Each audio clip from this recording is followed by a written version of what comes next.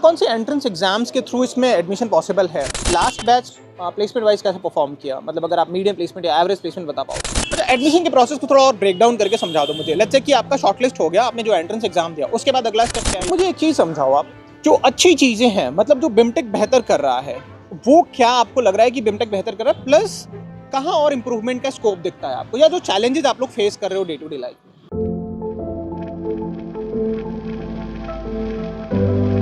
ठीक है, तो हम हैं बिमटेक। आपने से बहुत सारे स्टूडेंट्स ने लास्ट ईयर रिक्वेस्ट किया था इस कॉलेज के रिव्यू के लिए।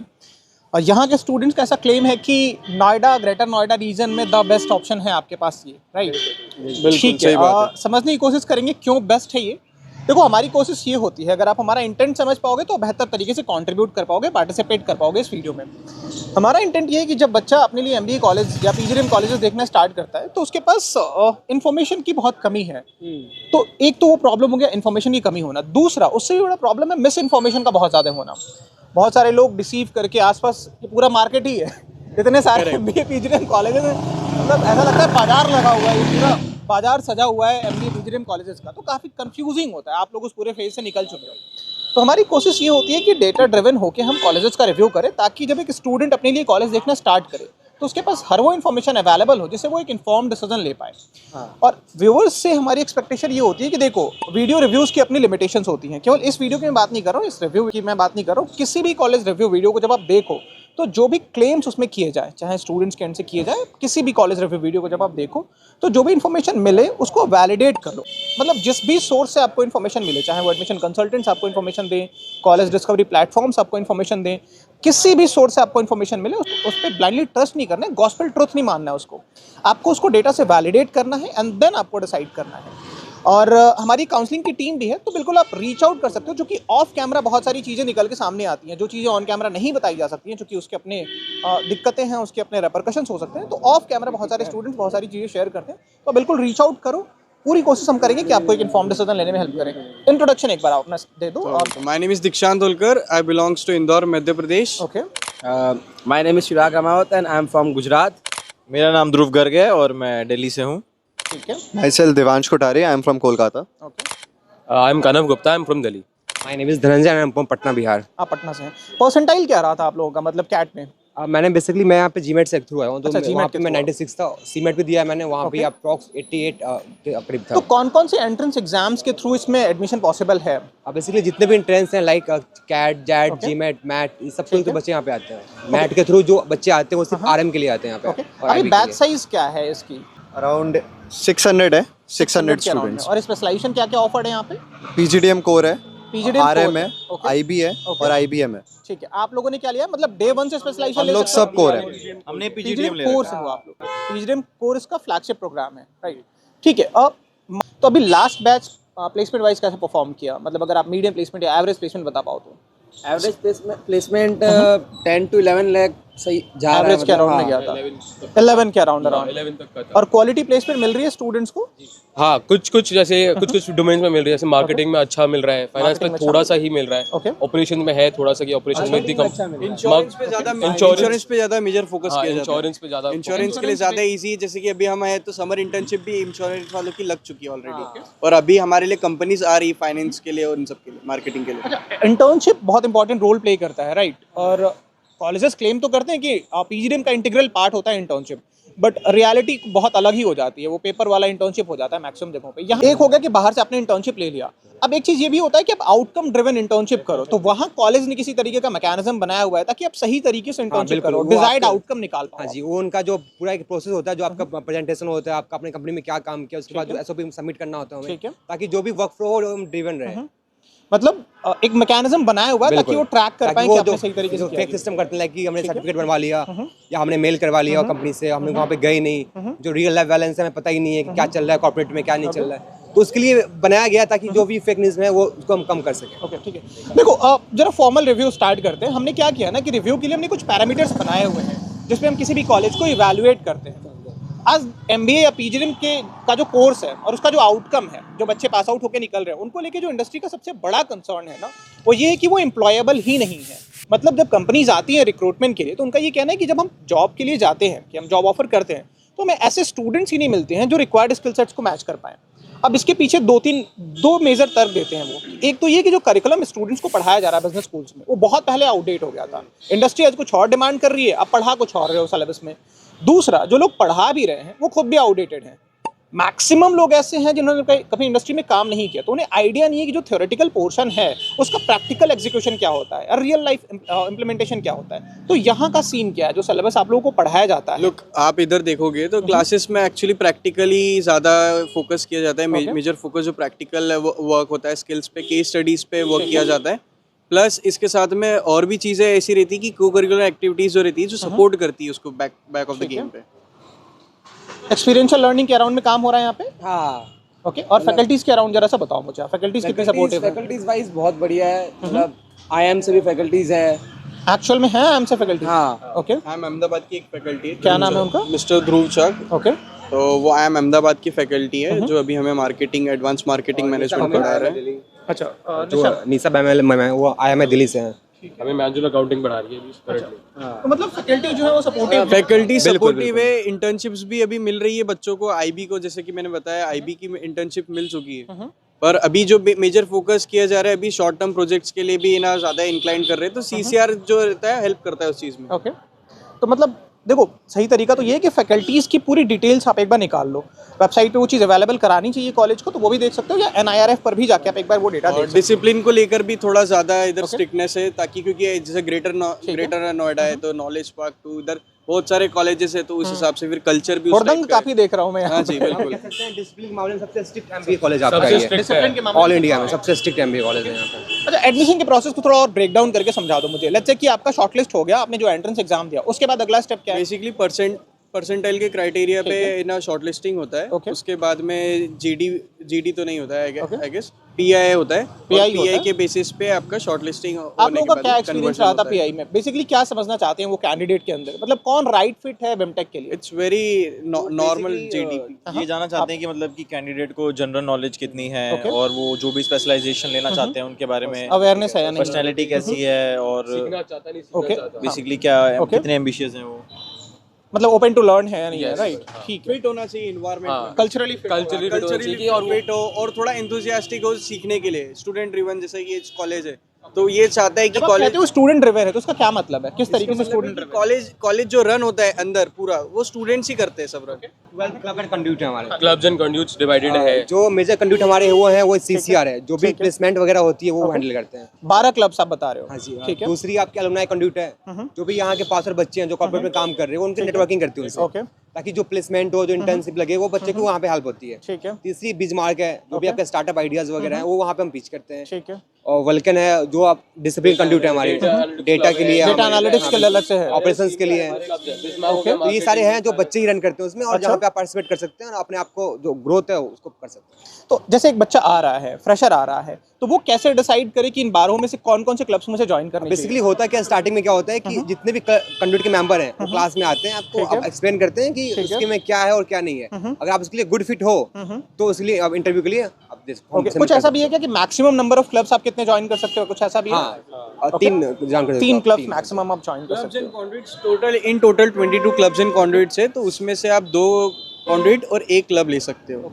ठीक है। तो खाली 3 क्लब। या तो 3 क्लब ले सकते हो। अगर आपके कॉन्ड्यूट में नहीं होता है तो फिर क्लब्स उसमें हो सकता है, तो कंपनसेट करके ऑन एन एवरेज लाइक 2 से 3 क्लब्स में आप आ सकते हो। बेसिकली इनका रोल ये रहता है कि वर्किंग कल्चर मैनेजमेंट कैसे हो सकता है और टीम वर्क क्या होता है, वो उस चीज़ में ना वो ग्राउंड रियलिटी पे समझ में आता है।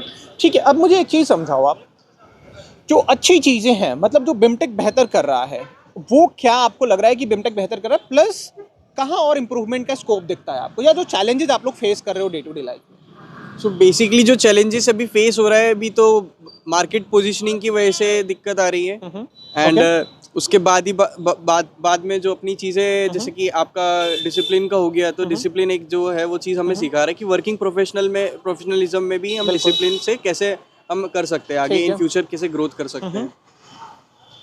क्या एरिया ऑफ इम्प्रूवमेंट क्या दिख रहा है आप लोगों को? कुछ ऐड करोगे या कुछ चैलेंजेस जो आप लोग फेस कर रहे हो?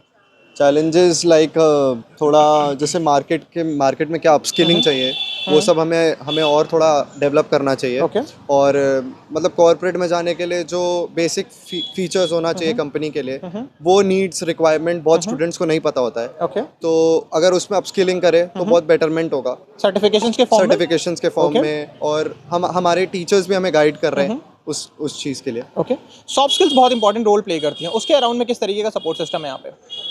सॉफ्ट स्किल्स रेगुलर जैसे हमारे सेशन होते हैं, हमारे केस स्टडीज होती है, हार्वर्ड की केस स्टडीज आती है हमें, हार्वर्ड की केस स्टडीज से नॉर्मल इंटरेक्शन होता ठीक है। और हमें लाइक क्लास में प्रेजेंटेशंस देनी होती है Okay. हर सब्जेक्ट की, जिससे हम हमारी कम्युनिकेशन स्किल भी बहुत एक रोल प्ले करती है कि हम जब इंटरव्यू दे रहे होते हैं या कभी भी हम काम करने जा रहे होते हैं तो वो हिचक होती है बात करने में, तो इससे हम ओपन अप होते हैं, तो वो बहुत हेल्पफुल है हमारे लिए। ओके, अच्छा, एक जो एलिगेशन लगता है या एक जो लोग रीजन बताते हैं, बैच साइज बड़ा होने की वजह से कहीं स्ट्रगल कर रहा है, क्वालिटी प्लेसमेंट कराने में कहीं डिफिकल्टी आ रही है, ऐसा कुछ है? 600 का बैच साइज जो आप लोग ओवरऑल बता रहे हो, इसका कोई नेगेटिव इम्पैक्ट आप लोगों को देखने को मिल रहा है? अभी इतना टाइम तो हुआ नहीं है, हमें सिर्फ 4 to 5 months हुए, तो we don't know the ground reality की कैसा असलियत में हो सकता है इन फ्यूचर इंटर्नशिप्स और प्लेसमेंट्स के लिए, बट अभी तक इट्स फाइन, इट्स नॉर्मल। और if will talk about the soft skills, तो वो लोग इस चीज़ में भी ये ना प्रमोट करते हैं कि do something interactive, like create vlogs, create YouTube reels. So incur by that हमने ना हमारा खुद का यूट्यूब चैनल कर रखा है पांडू गैंग की तरफ से, 5 Pandus, in which we have the 5 members in our YouTube. तो ये चीज़ें भी उन्हें हमें बताई कि आप रील्स, आप अपने आप को कैसे आप इन्हें दिखा सकते हो, अट्रैक्ट कर सकते हो, इंगेज कर सकते हो मीडिया को। तो वो चीज़ें हमको है ना थोड़ा यहाँ पे आके सीखने को मिला है, उस पर हमने काम किया है और अभी भी हम उस पर वर्क करते हैं। स्टार्टअप कल्चर कैसा है यहाँ का? है स्टार्टअप इंक्यूबेशन सेल वगैरह है? AIC यहाँ पे ई सेल का है, ई सेल एक ना क्लब है, ई सेल एक क्लब है, और उसके साथ इंक्यूबेशन सेंटर भी है, AIC अटल इंक्यूबेशन सेंटर। रिसेंटली इधर स्टार्टअप के लिए भी ना कंपनीज आई थी। फंडिंग वगैरह मिला किसी को यहाँ पे भी? आज कुछ यहाँ पे कंपनीज सीड को फंडिंग मिलनी स्टार्ट हुई थी अभी लास्ट ट्राइमेस्टर में, लास्ट ईयर में एक स्टार्टअप खुला था गजी फूड करके। ओके, हाँ, उसको मिली थी अप्रोक्सीमेटली 20 लाख की सीड फंडिंग मिली थी। अच्छा। हाँ, अच्छा, एलम्स बहुत इंपॉर्टेंट रोल प्ले करते हैं किसी भी अच्छे इंस्टीट्यूशन के डेवलपमेंट में, राइट? तो यहाँ पे एलुमनाई कनेक्ट का किस तरीके का ओवरऑल सपोर्ट है? 300 प्लस एल्यूमनाइज का है, प्लस इधर पोर्टल भी 3000 है, 3000 प्लस एल्यूमनाइज का है, और उसके साथ में पोर्टल भी है जिसमें वो लोग इंगेज करते हैं स्टूडेंट्स को। और फ्रीक्वेंट होता है ये एंगेजमेंट? फ्रीक्वेंटली सर, एक्चुअली हमको है ना एक बेसिकली क्या यहाँ पे हर एक बच्चे को एक अलुमनाई असाइन की जाती है, वो हमारे मेंटर्स होते हैं। और उसके यहाँ पे हमारे यहाँ स्कोरिंग भी होती है, अगर जो एक ग्रेड का वो होता है कि आपको उस अलुमनाई से बात करना है, उनसे मीटिंग करनी है, उनसे फिजिकल मीटिंग करनी है, अगर आप ये सब कुछ करते हो तो आपको एक ग्रेड मिलता है इस चीज़ का।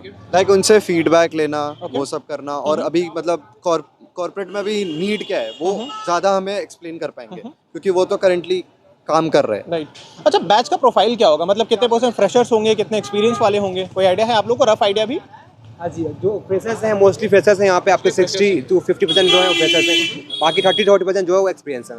30-35% के अराउंड में एक्सपीरियंस वाले। मेजॉरिटी फ्रेशर्स ही है। अच्छा, मेजॉरिटी फ्रेशर्स का ही है। कैंपस लाइफ कैसा है आप लोगों का? बेसिकली जो बॉयज़ का हॉस्टल हमारा है वो हमारा RCA में होता है फर्स्ट ईयर में, जो कैंपस में नहीं होता हमारा।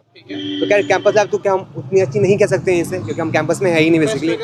हाँ, बाकी मैंने कहा ना कि यहाँ डिसिप्लिन को लेकर काफ़ी वो कॉलेजेस हैं, तो यहाँ फेस वगैरह ना के बराबर होती है। अगर आप चाहते हो कि आपकी एक बेहतर कैंपस लाइफ हो, एक वहाँ पे एक इंजॉयमेंट हो, तो आप बिमटेक नहीं आ सकते फिर।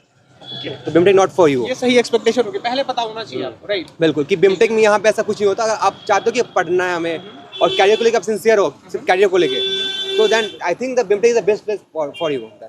ऐसा भी नहीं है, थोड़ा बहुत होता है फेस्ट, खाली हर जगह ही होता है। बट हाँ, इन लोग करियर रिलेटेड बहुत फोकस्ड है अभी। मतलब डिसिप्लिन ज़्यादा है। डिसिप्लिन है। अटेंडेंस का क्या सीन है फिर? अटेंडेंस पिछले साल से चेंज भी कर दिया गया है। अटेंडेंस जो है वो Mandatory. यहाँ पे 80% मैंडेटरी अटेंडेंस है Okay. हर सब्जेक्ट्स में, और अगर आपकी किसी सब्जेक्ट में 80% नहीं रहती तो आपका एक ग्रेड डाउन हो जाता है।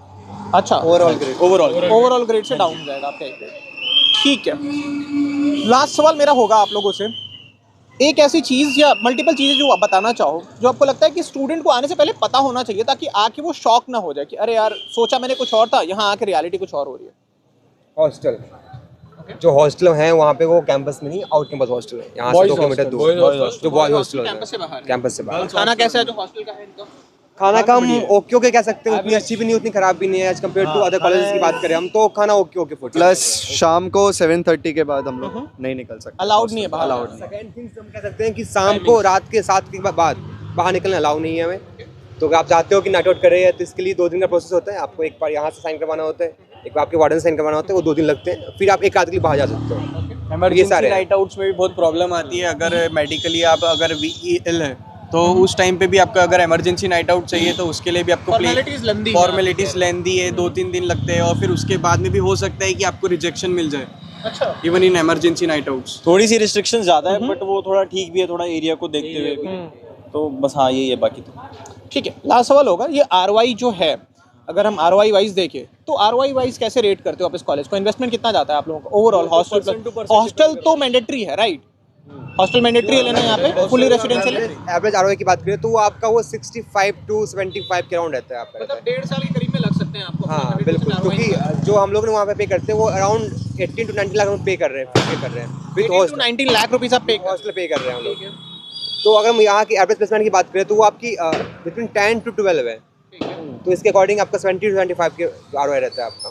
तो आप लोग सेटिस्फाइड हो? आप लोगों के लिए मतलब आप लोग जब एडमिशन लेने जा रहे थे तो क्या ये चीज़ आई थी आपके दिमाग में कि यार मैं 19 लाख रुपए इन्वेस्ट करने जा रहा हूँ, बट एवरेज प्लेसमेंट कहीं ना कहीं 10 से 11 लाख के बीच में है, तो आप लोगों के लिए डिसाइडिंग फैक्टर क्या था?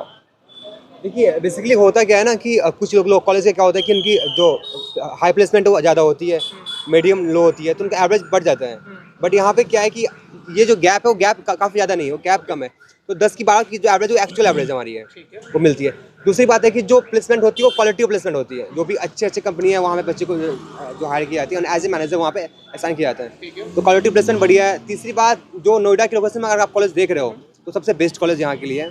अगर हम IMI दिल्ली और IMT की बात करें हम, तो ये आपका बेस्ट कॉलेज यहाँ पे है। ठीक है, तो आप लोगों के पास और क्या क्या ऑप्शंस थे? मतलब कुछ और ऑप्शंस इसके अलावा थे आप लोगों के पास? Wellington, Bangalore and Mumbai. Wellington option था आपके पास? ग्रेट लेक्स भी था हमारे पास ऑप्शन, ग्रेट स्कूल लेक्स भी था ऑप्शन, 4 भी था। वो भी था आपके पास। तो डिसाइडिंग फैक्टर एक एक करके अगर आप बताना चाहो, लास्ट सवाल मेरा होगा ऑनेस्टली ये, आप लोगों के लिए डिसाइडिंग फैक्टर क्या था ताकि स्टूडेंट भी रिलेट कर पाए या उनके लिए वो डिसीजन ले पाना आसान हो जाए? आप अगर स्टार्ट करना चाहो तो आपने मतलब क्या एक चीज थी या मल्टीपल फैक्टर जो आपको लगा था कि वो आपके लिए डील ब्रेकर था यहाँ एडमिशन लेना? मैं एक्चुअली दिल्ली से ही हूँ, तो मेरे लिए अप एंड डाउन करना थोड़ा इजी हो जाता है क्योंकि मेरे को वीकेंड पे जाना होता है घर पे, और मेरा फैमिली बैकग्राउंड बिजनेस है, तो मेरे को देखना होता है। और उसके बाद बिमटेक बिरला का ऑलरेडी नेम है, तो ब्रांड नेम के थ्रू में लाइक एक वो किक फैक्टर था कि आना था, इसलिए आपके लिए ब्रांड वैल्यू। ठीक है, और लोकेशन का? ठीक है, ब्रांड नेम था मेरे लिए, और दूसरा मेरे को यहाँ स्पेशलाइजेशन PGDM कोर मिल रहा था। तो जैसे कोर में हमें सब कुछ, हमें एक आइडिया मिलेगा फर्स्ट ईयर में कि हमें क्या कौन से फील्ड में जाना है, तो मैंने ये प्रायोरिटाइज किया। मेरे लिए ये है कि मैंने जितने ऑप्शंस सिलेक्ट करे थे उसमें से तो ये बेस्ट था ऑप्शन। और दूसरा ये है कि मैं जो यहाँ से पढ़ा हुआ है एक एलुमनाई, तो मैं उसको जानता भी हूँ, तो उसने भी काफ़ी मेरे को गाइड करा कि ये बेस्ट रहेगा ऑप्शन। और मैं भी दिल्ली से हूँ तो थोड़ा अप एंड डाउन कम्यूट करना भी आपके लिए मेरे लिए भी थोड़ा इजी रहता है कि वीकेंड्स पे मैं घर चले जाता हूँ। ओके, तो इफ आई बी ऑनेस्ट तो ये मेरा लास्ट मैन रिसोर्ट था।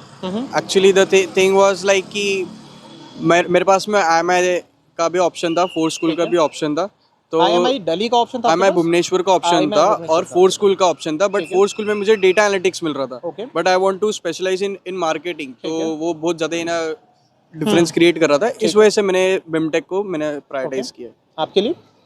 मैं बेसिकली यही मैंने अपना बैचलर किया है नोएडा से ही, तो मुझे इस लोकेशन के बारे में आइडिया है कि ये कैसे लोकेशन है। दूसरी कैसा है लोकेशन एक्चुअल में? हाँ, लोग कहते हैं यहाँ से आके कि नहीं लोकेशन लैंडी है, तो आप मतलब रात में निकलना सेफ्टी नहीं है, ऐसा कुछ नहीं है, लोकेशन सेफ है। दूसरी बात जो मुझे मिल रही थी वो वेलिंगटन मिल रही थी, तो वहाँ की क्राउड काफ़ी ज़्यादा है एज कम्पेयर टू बिमटेक। वहाँ पे लगभग अप्रॉक्स यहाँ पे 350 बच्चे, वहाँ पे 600 से 700 बच्चे हैं। ठीक है। दूसरी बात अगर प्लेसमेंट की बात करें, इन टर्म ऑफ प्लेसमेंट, तो दोनों की ऑन एवरेज सेम प्लेसमेंट ही है। ठीक है, तो इसी गाड़ी मैंने बिमटेक को चूज किया था। ओके। अच्छा, जो बिरला नाम जुड़ा हुआ है प्रैक्टिकल टर्म्स में कैसे बेनिफिट करता है स्टूडेंट्स को? मतलब एक इंडस्ट्री का कनेक्ट जो होना चाहिए, मतलब अगर मैं आउटसाइडर के तौर पे देखूं उसको, तो मैं ये अज्यूम करूंगा कि ठीक है PGDM प्रोग्राम चूंकि इंडस्ट्री लिंक प्रोग्राम कहा जाता है उसको, तो बिरला जो ब्रांड वैल्यू है वो कैसे इसमें और वैल्यू ऐड करती है? आप लोगों को क्या समझ में आया अभी तक? लोग तो बेसिकली मैं आपको यही बताना चाहूँगा, जैसे ही बिरला समझते हैं तो लोग सोचते हैं Aditya Birla, but it's BK Birla. Okay. but it's helped by, like as Devan said, that it's helped by the Aditya Birla. And sir, इसके साथ में एक है ना goodwill जुड़ी हुई है college के साथ में. Like whenever someone think about the Birla Institute, so they connect with the Birla's family. The legacy brand. हाँ, the legacy brand. So basically इस वजह से ये college के लिए इतना reputation है. एंड सर इनके साथ में जो कंपनीज का टाई अप है वो लोग हेल्दी ना नेटवर्किंग क्रिएट करते हैं जो चीज़ें ना स्टूडेंट्स को हेल्प करती है. ओके. इंडस्ट्रियल कोलैबोरेशन भी है इनका और एकेडमिक कोलैबोरेशन कुछ अब्रॉड की यूनिवर्सिटीज़ के साथ. हाँ जी, स्टूडेंट एक्सचेंज प्रोग्राम्स होते हैं उसमें. अच्छा. तो आप एक ट्राइमेस्टर आप जाके बाहर पढ़ते हो. तो ऑप्शनल है या मैंडेटरी है सबके लिए? वो ऑप्शनल होता है. वो इंटरव्यू बेस्ड होता है कि जो इंटरेस्टेड है आप एप्लीकेशन सबमिट करते हो, फिर उसके बाद आपका इंटरव्यू होता है. ओके. पोलैंड जा ही रहा था. तो उसमें फिर आप जो भी सिलेक्ट होता है फिर वो आगे एक ट्राइमेस्टर पढ़ने जाता है. ठीक है. ओके, ठीक है. On that note I hope maximum चीज़ें हमने कवर कर ली हैं. इसके बावजूद अगर ऐसी कोई चीज़ जो आपको लगता है कि इस डिस्कशन का पार्ट नहीं हो पाई तो बिल्कुल आप रीच आउट कर सकते हो. हम पूरी कोशिश करेंगे. आप एंड यस, एक रिक्वेस्ट थी. हमारा यूट्यूब चैनल है, हमने रिसेंटली उसको है ना स्टार्ट किया है. तो हमारा नाम है 5 Pandu. Okay. And this is managed by 5, that's why it's name is 5 Pandu. ठीक है. तो बिल्कुल आप सब्सक्राइब करिए इनके चैनल. तो लाइक करिए, शेयर करिए, सब्सक्राइब करिए. तो हमें फॉलो करें. अगर आप बिमटेक में एडमिशन लेने का प्लान कर रहे हो तो बिल्कुल आप बिल्कुल वीडियो यहाँ पे बता दिया, रिव्यू, और ऑनेस्टली जो चीज़ें हम लोग एक्सप्लोर करते हैं डेली लाइफ में, तो इनसाइट्स आपको मिल जाएंगे हमारे चैनल पे. बिल्कुल आप देख सकते हो उसको. ठीक है. On that note thank you so much. आप लोगों ने अपना टाइम दिया. Thank you so much.